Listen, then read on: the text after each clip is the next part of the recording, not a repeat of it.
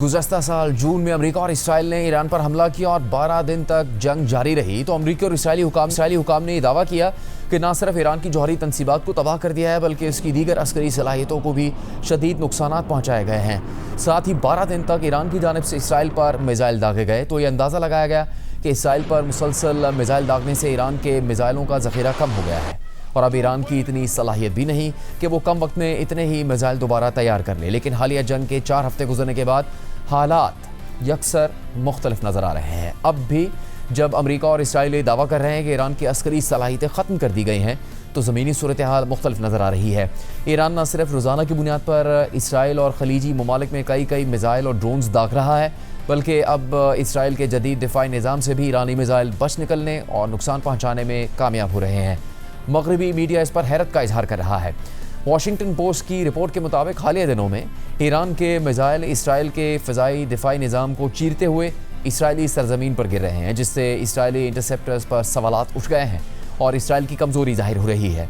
21 मार्च की रात तकरीबन 3 घंटे के वक्फे से ईरानी मिसाइलों ने रात और डिमोना के 2 शहरी इलाकों को बराह रास्त निशाना बनाया था जिससे कई इमारतें तबाह हो गई थीं और हुकाम के मुताबिक 115 से ज़्यादा अफराद ज़ख्मी हुए थे जिनमें से 11 की हालत तशवीशनाक है।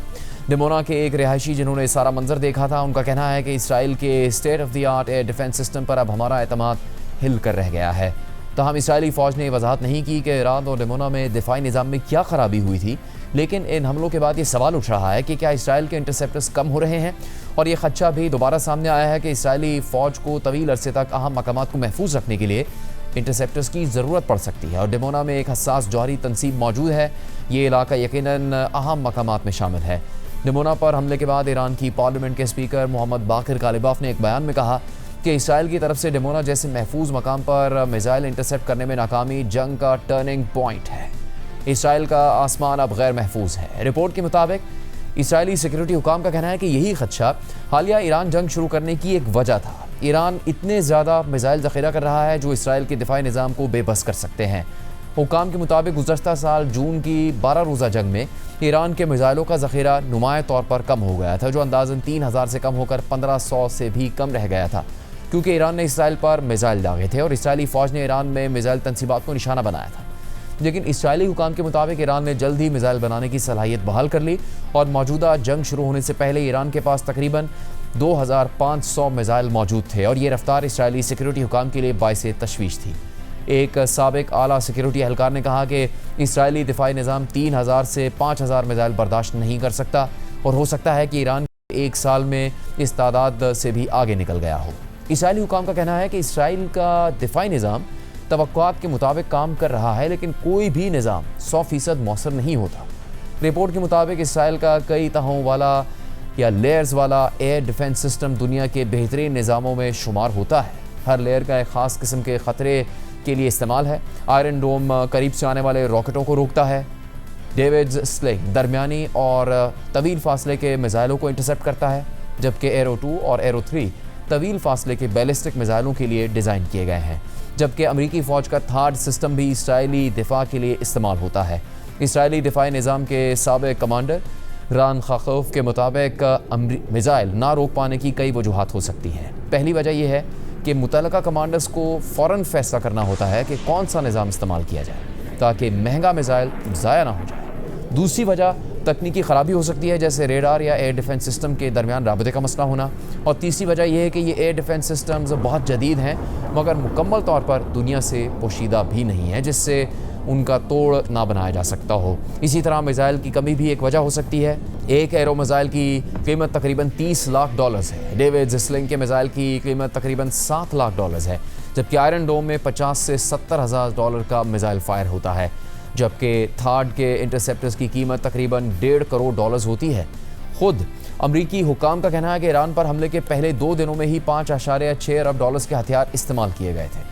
रिपोर्ट के मुताबिक मिसाइल बनाने की सलाहियत पर हमलों के बावजूद ईरान मुख्तलिफ फासले तक मार करने वाले मिसाइल दिखाकर खौफ फैलाने की कोशिश कर रहा है। 20 मार्च को ईरान ने बहरे हिंद में 2500 किलोमीटर दूर वाक़े डिएगो गार्सिया जजीरे की तरफ मिसाइल दागे जहां अमेरिका और बरतानिया का अड्डा है।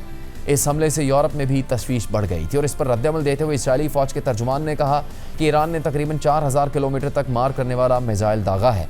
ماہرین کا کہنا ہے کہ اگر ایران کے پاس حقیقت میں طویل فاصلے کے میزائل موجود ہیں تو اس سے امریکہ اور نیٹو کے اتحادیوں کے لیے خطرے کی نوعیت بدل جائے گی۔ امریکی think tank centre for strategic and international studies میں میزائل ڈیفنس پروجیکٹ کے ڈائریکٹر ٹام کاراکو کے تجزیے کے مطابق ایران کے پاس ایسی صلاحیتیں ہو سکتی ہیں جو اس نے اب تک ظاہر ہی نہیں کی۔ ایران اسپیس لانچ وہیکلز تیار کر رہا ہے جنہیں میزائلز کا کزن کہا جا سکتا ہے۔ انہوں نے مزید کہا کہ اگر کسی کے پاس چھوٹی ہی صحیح کسی چیز کو خلا کے میدان میں بھیجنے کی صلاحیت ہے تو پھر یہ بھی ممکن ہو سکتا ہے کہ وہ اسے 2000 میل سے بھی زیادہ دور تک پھینکنے کی صلاحیت بھی رکھتا ہو۔ یعنی امریکی اور اسرائیلی حکام مان رہے ہیں کہ ایرانی میزائل اسرائیل کے ملٹی لیئرڈ دفاعی نظام سے بچ کر اسرائیل میں اہداف کو نشانہ بنانے میں کامیاب ہو رہے ہیں، جن میں اسرائیل کی جوہری تنصیبات کے قریب ہونے والے میزائل حملے بھی شامل ہیں۔ گزشتہ روز پھر ڈیمونا کو نشانہ بنایا گیا تھا۔ اسی طرح گزشتہ 24 گھنٹوں کے دوران تل ابیب اور مختلف شہروں میں ایرانی میزائلوں نے نقصانات پہنچائے ہیں۔ ایرانی میڈیا کے مطابق بیت شمش میں ایرانی میزائل گرنے سے شدید تباہی ہوئی۔ اسرائیلی ساحلی شہر حیفا کی طرف بھی ڈرون داغے گئے اور کئی اہم تنصیبات کو نشانہ بنایا گیا۔ ایران یہ دعویٰ بھی کر رہا ہے کہ گزشتہ روز بحر ہند میں ایک امریکی F-18 طیارے کو ایرانی ایئر ڈیفنس سسٹم نے نشانہ بنایا ہے۔ ایرانی میڈیا میں اس حوالے سے کئی ویڈیوز بھی گردش کر رہی ہیں، لیکن امریکی فوج نے F-18 طیارے کو نشانہ بنانے کے دعوے کو مسترد کیا ہے۔ 4 ہفتوں سے جاری اس جنگ کی وجہ سے اسرائیل میں معمولات زندگی شدید متاثر ہیں، لوگوں کے کاروبار بند ہیں یا نہ ہونے کے برابر ہیں۔ وقفے سے ایران سے اسرائیل پر میزائل داغے جاتے ہیں، پھر آس پاس کے علاقوں میں سائرن کی آوازیں گونجتی ہیں، جس سے اسرائیلی شہری ہر وقت شیلٹرز کے قریب رہنے پر مجبور ہیں اور آہستہ آہستہ ان کی قوت برداشت جواب دے رہی۔ ایران کے اسرائیل اور خلیجی ممالک میں امریکی اہداف پر اندازوں کے برعکس کامیاب حملوں کو روس کی مدد سے جوڑا جا رہا ہے، اور مغربی میڈیا دعویٰ کر رہا ہے کہ حالیہ جنگ میں روس کی زبانی حمایت سے بڑھ کر روس اور ایران کا قریبی دفاعی تعلق رہا ہے۔ روس کی جانب سے ٹیکنالوجی اور معلومات کی صورت میں ایران کو مدد فراہم کی گئی ہے اور ڈرونز بھی فراہم کیے جا رہے ہیں۔ برطانوی اخبار فائنینشل ٹائمز نے مغربی انٹیلیجنس کے حوالے سے لکھا ہے کہ روس ایران کو ڈرون فراہم کر رہا ہے اور مہلک ہتھیاروں، خوراک اور ادویات کی مرحلہ وار ترسیل بھی مکمل کرنے کے قریب ہے۔ رپورٹ کے مطابق انٹیلیجنس معلومات سے واقف 2 عہدیداروں نے بتایا کہ اسرائیل اور امریکہ کی جانب سے ایران پر حملوں کے چند دن بعد ہی اعلیٰ ایرانی اور روسی حکام نے خفیہ طور پر ڈرون کی فراہمی پر بات چیت شروع کر دی تھی۔ ترسیل کا آغاز مارچ کے شروع میں ہوا اور توقع تھی کہ یہ مہینے کے آخر تک مکمل ہو جائے گی۔ اس معاملے سے واقف افراد نے کہا کہ روس کے ایران کے ساتھ قریبی تعلقات ہیں اور اس نے اپنے اتحادیوں کو اہم مدد فراہم کی ہے، جس میں سیٹلائٹ تصاویر، ٹارگٹس کا ڈیٹا اور انٹیلیجنس سپورٹ شامل ہے۔ ڈرون جیسے ہتھیاروں کی ترسیل اس بات کا پہلا ثبوت ہوگی کہ جنگ کے آغاز کے بعد روس ایران کو مہلک ہتھیار فراہم کرنے پر آمادہ ہو گیا ہے۔ ایک سینئر مغربی عہدیدار نے کہا کہ روس نہ صرف ایرانیوں کی جنگی صلاحیتوں کو مضبوط کرنے کے لیے قدم اٹھا رہا ہے بلکہ ایران کی حکومت کے وسیع تر سیاسی استحکام کو بھی سہارا دے رہا ہے۔ عوامی سطح پر روس نے تنازع کے آغاز سے ہی انسانی ہمدردی پر مبنی امداد فراہم کرنے پر زور دیا ہے اور گزشتہ ہفتے کہا کہ اس نے آذربائیجان کے ذریعے ایران کو 13 ٹن سے زیادہ ادویات بھیجی ہیں اور مزید ترسیل جاری رکھنے کا منصوبہ بنا رہا ہے۔ رپورٹ کے مطابق ایران نے مشرق وسطیٰ میں یک طرفہ حملہ کرنے والے ڈرونز فائر کرنا اپنی فوجی حکمت عملی کا بنیادی حصہ بنا لیا ہے۔ لڑائی کے آغاز کے بعد سے وہ ایسے 3000 سے زیادہ ڈرونز فائر کر چکا ہے جنہیں وہ کم لاگت پر تیار کر سکتا ہے۔ روس 2023 سے یوکرین میں استعمال کے لیے ایرانی ڈیزائن پر مبنی یک طرفہ حملے کرنے والے ڈرون تیار کر رہا ہے، جن میں ایسی تبدیلیاں کی گئی ہیں کہ وہ انٹرسیپٹر سے بچ سکیں اور زیادہ وزن لے جا سکیں۔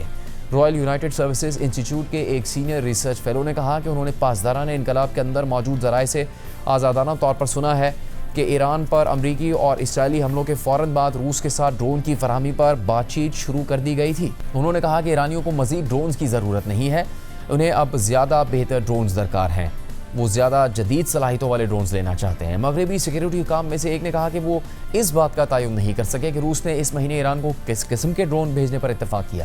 انہوں نے مزید کہا کہ روس صرف ایسے ماڈلز فراہم کرنے کی پوزیشن میں ہوگا جیسے جیران 2 جو ایرانی شاہد ڈرونز کی طرز پر بنائے گئے ہیں۔ اس معاملے سے واقف افراد نے کہا کہ اسرائیل نے گزشتہ ہفتے بحیرہ کیسپین میں روس اور ایران کے درمیان قائم ترسیل کے ایک اہم فوجی راستے کو حملوں کا نشانہ بنایا۔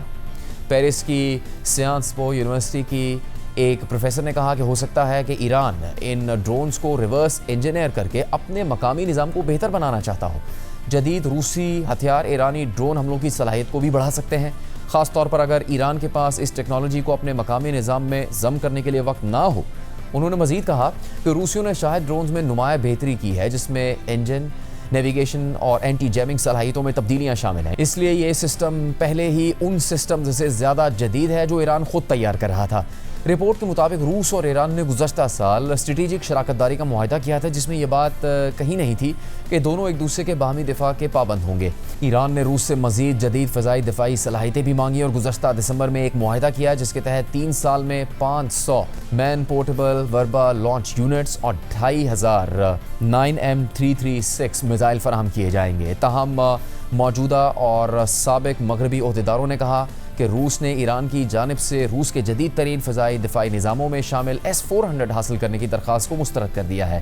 انہوں نے مزید کہا کہ کریملن غالباً اس اقدام کو امریکہ کے ساتھ کشیدگی میں اضافہ سمجھتا ہے۔ ایران کی فوج کو پیچیدہ S-400 نظام کے استعمال کے لیے وسیع تربیت اور رہنمائی درکار ہوگی، جس کا مطلب یہ ہوگا کہ عملی طور پر روسی عملہ جنگ میں امریکی طیاروں کو نشانہ بنا رہا ہوگا۔